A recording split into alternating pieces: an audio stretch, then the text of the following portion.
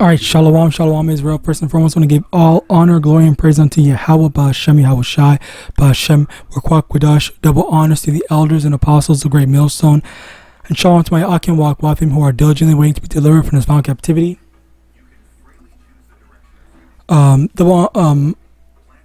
Today's lesson is going to be on this Jake again, once again. He was said he's doing a series.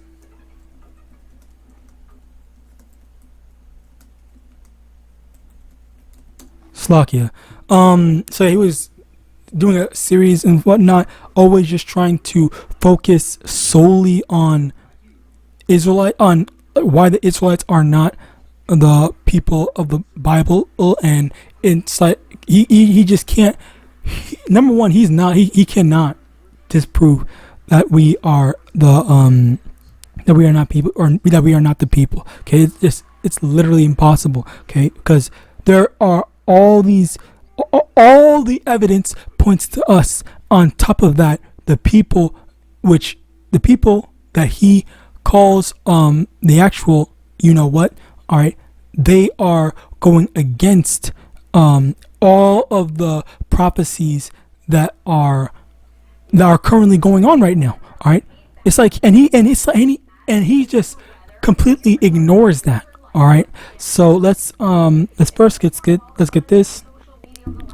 Isaiah chapter 46 verse 10, declaring the end from the beginning and from ancient times the things that are not yet done, saying, my counsel shall stand and I will do all my pleasure. Okay, now the first thing I want to get to, which this was unplanned, but I'm still going to get it anyway.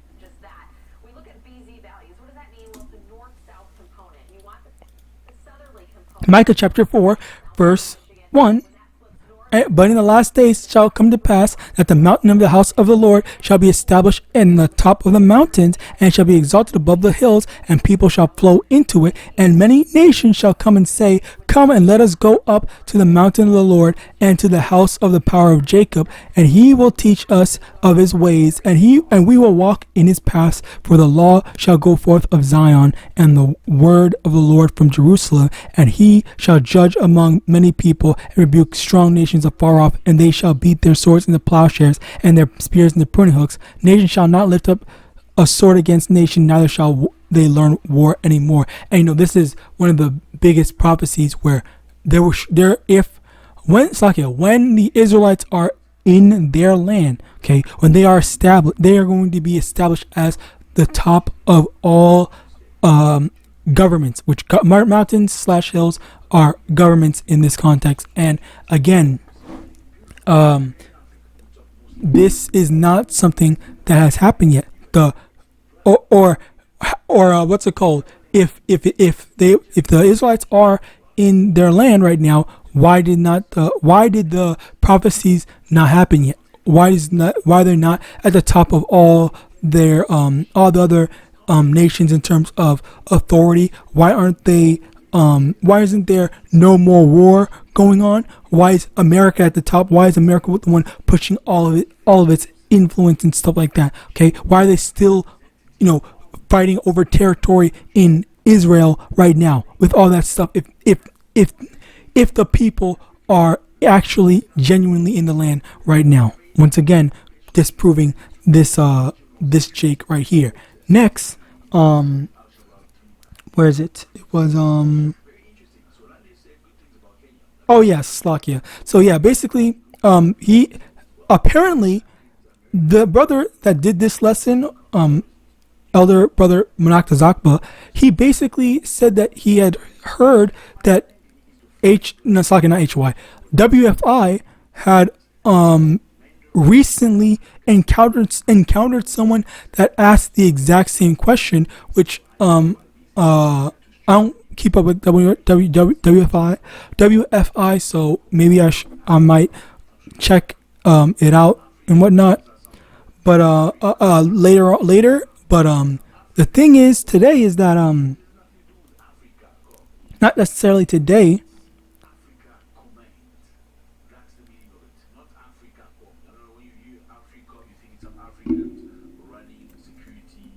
Slakia.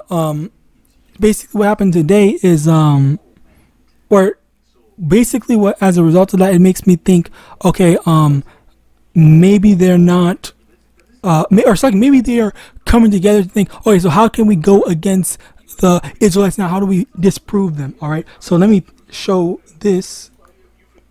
2 Corinthians chapter 13 verse 8, for we can do nothing against the truth but for the truth. So you got these people that will try their best to try to come together and say, oh, you guys, how do we go against the Israelites? How do we do this? How do we do this? How do we do that? Try to freaking coming together to do this whole BS council of trying to disprove the Israelites when they can't. Okay, the Israelites have been destroying their false doctrines, their universalism and all that other crap, and they are over here trying to find some ways when we already proved, we already showed and explained how we are Israelites, and which basically supersedes and just bypasses that dumbass question in the first place. All right, so let's continue. Let's actually get some of these things. Okay, where is it? It was oh no, actually first let's get this and then I'll get the other one.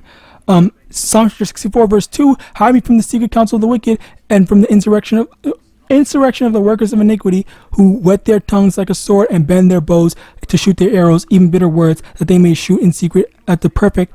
Suddenly do they shoot at him and fear not. They encourage themselves in an evil manner. They commune on laying snares privily. They say, who shall see them? So this is another thing where, again, as I said before, they all coming in to say, oh yeah, how do we go against, how do we disprove their doctrine, this, and the third, blah, blah, blah. How do we go against the Israelites? How do we go against them being just better at breaking the Bible down than all of us? All right, so Slakia.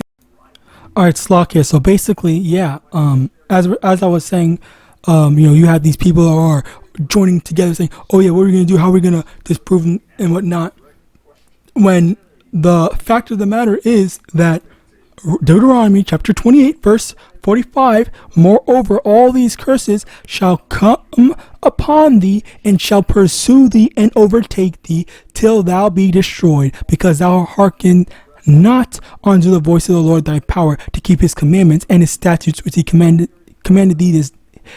thee, and they shall be upon thee for a sign and for a wonder, and upon thy seed forever. The main thing over here is that these curses are going to be for a sign. That's how we know that we are Israelites, not because of our skin color, which these dumbasses keep on using that as a arguing point and saying that we're worshiping a skin color when we're not. They keep on, but rather that these curses signify that we are in fact Israelites. The fact that we go through the curses just as other nations, the so-called Native Americans, the so-called Hispanic people, just as they've gone through the curses as well. All right, that is what identifies us as Israelites. Not because, and Sluggy, that's another thing. We've never said that it's based off skin colors. I will say though, yes, there are some Israelites that believe in skin color. They're wrong. Okay, and that's a stupid argument for them to push out.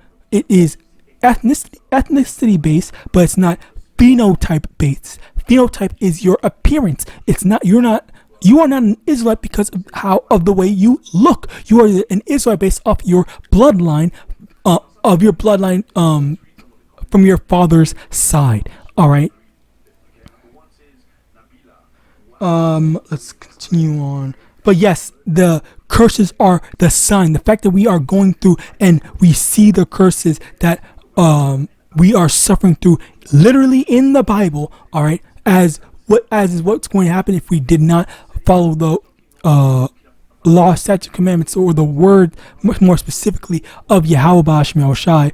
That's what this is the result of it. All right.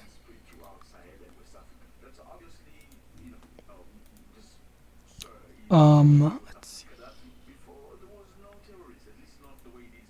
Isaiah chapter 44 verse 18. This is from the Contemporary English Version. Those who worship idols are stupid and blind. They don't have enough sense to say to themselves, I made a fire with half of a wood and cooked my bread and meat on it. Then I made something worthless with the other half. Why worship a block of wood? Verse 20, and how can anyone be stupid enough to trust something that can be burned to ashes? No one can save themselves like that. Don't they realize that the idols they hold in their hand are not really gods? And I'm bringing this out because this was a very funny translation, I guess, in which you have these people, because I was supposed to use this for another lesson, but I accidentally forgot it. It was in my pin tabs, but I didn't get to use it. So I'm gonna use it here, where it's still applicable, because you have Jakes like this that idolize and make Esau their god. Okay, Esau is basically their god, and that's why you have this dude that is fighting so hard, tooth and nail, spending I don't know how long, trying to find some way to save Esau Edom. All right, when this truth is for the Israelites only. It's not for the Edomites. It's not for just for the sake of like doing something. Like we see the curses. We use the curses as a sign, the same way that we see the signs of the end for when Yahawashi comes. Like these are the things that we use to acknowledge that, okay, we are the people. Okay, we are also this close to the end. We're that close to the end. We're whatever. Okay, like these are the signs of what's gonna happen. The fact that the Bible says that X, Y, Z is gonna happen, and then X, Y, Z happens in real life. Okay, that's what we look for, and that's how we know. That's how we know what we know right now. All right.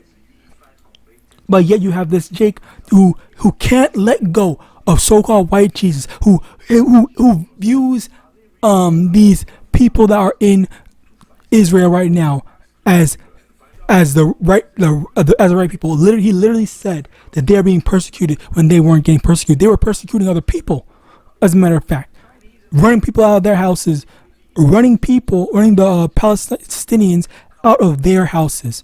All right. Now, I guess I should probably not read that, but basically you get the point. To end it off, you see Revelation chapter 2 verse 9. All right, you can read it yourself. Okay, just to know who we're dealing with. All right. So with that, I pray this lesson was edifying. I want to give all honor, glory, and praises unto YAHAWAH, BaHashem, YAHAWASHI, BaHashem, Rakwak Badash, double honor to the elders and apostles, great millstone, above the ball, and Shalom.